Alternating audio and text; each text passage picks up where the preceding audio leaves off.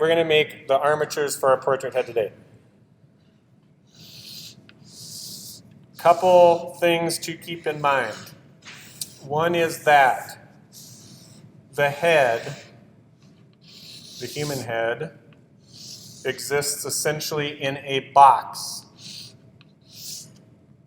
proportionally speaking. Okay? The facial plane angles back. This is not including the nose, by the way. At the halfway point is generally the back of the jaw. Okay? And back here is where the occipital lobe turns under and where the spine connects. Okay? So this is all the neck here.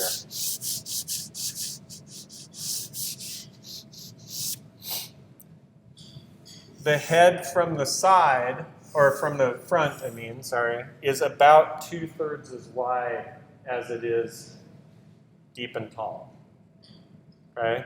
So in a projection, right, it would fit in a space like this. Okay?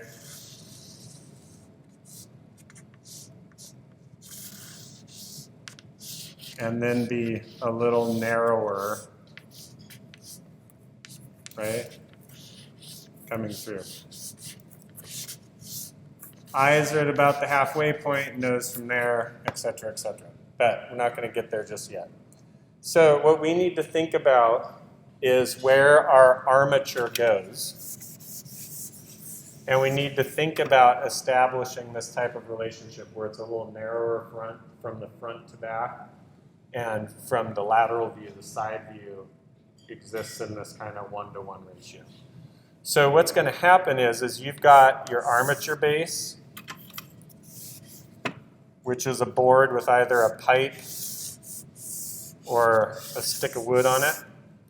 And that's going to go straight up through the head. Okay, that stick is going to go straight up through the head.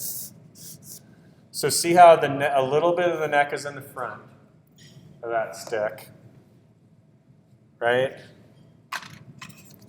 Here's the stick. So the neck is a little bit in front of that stick and a whole lot behind it, right?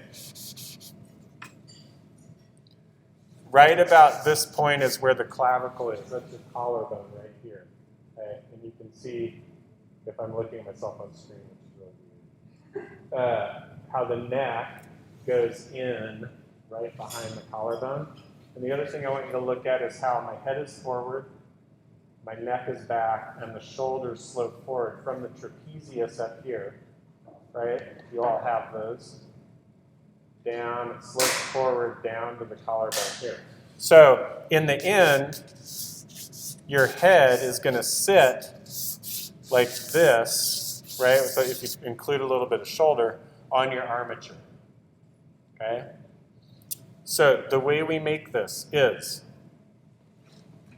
the first thing we do is we wrap the pipe or the stick in a layer of newspaper. You can't really see the blue, but that's blue. And then we create a newspaper ball, essentially, right here on the top of that armature stick, okay? Shows up a little bit. So we do that, and we make that out of paper because our clay is going to shrink, right?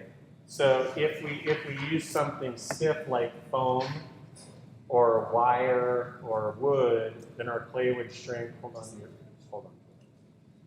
Then our clay would shrink and it would crack around it, right? So this specific armature and the materials we're using is for water-based clay that's going to shrink and do all those kind of things, right?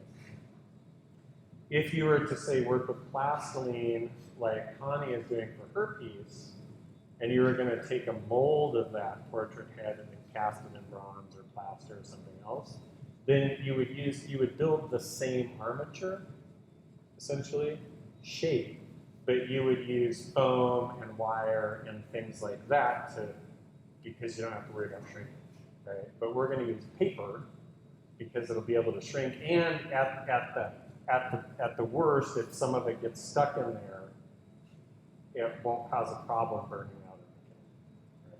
So be advised that this armature is the materials used to make the armature change depending on the materials used to make your head. So this ball of newspaper is actually not a ball. It's a thick disc. It's shaped like this, okay? Like a flattish lollipop. And this is specifically because the side of the head fits in a box. What else fits in a box? A circle, right? But it needs to be narrower across because your head is 2/3 as wide, right? Your head is 2/3 as wide as it is deep. Right? So we're going to make this kind of like disc shape here. How big is that disc shape? Good question. How large that disc shape is depends on the size of the head you're making. Right? So we're shooting for, I always say, let's shoot for half size because usually people tend to make things almost life size if they say half size because they'll just keep adding and adding and adding. So if it's half, like this is a full size head for me, right? That's kind of like perspective isn't doing it. It's about drawn to the head size. So it's about the size of my fist, right? So if I was going to make a half size head, it would be about half the size of my fist, about like this. So will the red pencil fit? Clay, and the clay will be that thick? Yep, so all of this out here is clay, right? Yeah. So the reason we make this is because if you were working with plasticine or another material like that, it would save on that material. Like you wouldn't have, you could make a skin of it instead of having to use a ton of material. Here we make that interior disc to support the clay. Clay is really heavy, right? The water-based clay is really heavy. So if you just put like a big ball of it on top of that little stick, it'll go and like crush down and the stick will come right through the head. You know what I mean? So that's going to support the clay. The better you get at this, the more you can make that piece of paper fit the contours of the skull of your head, right? But we're going to keep it relatively small because this is your first time making them, and we want to have a lot of room in the clay to move, right, and find where things are. So, okay, I'm going to demo how to do it, and then I'm going to help you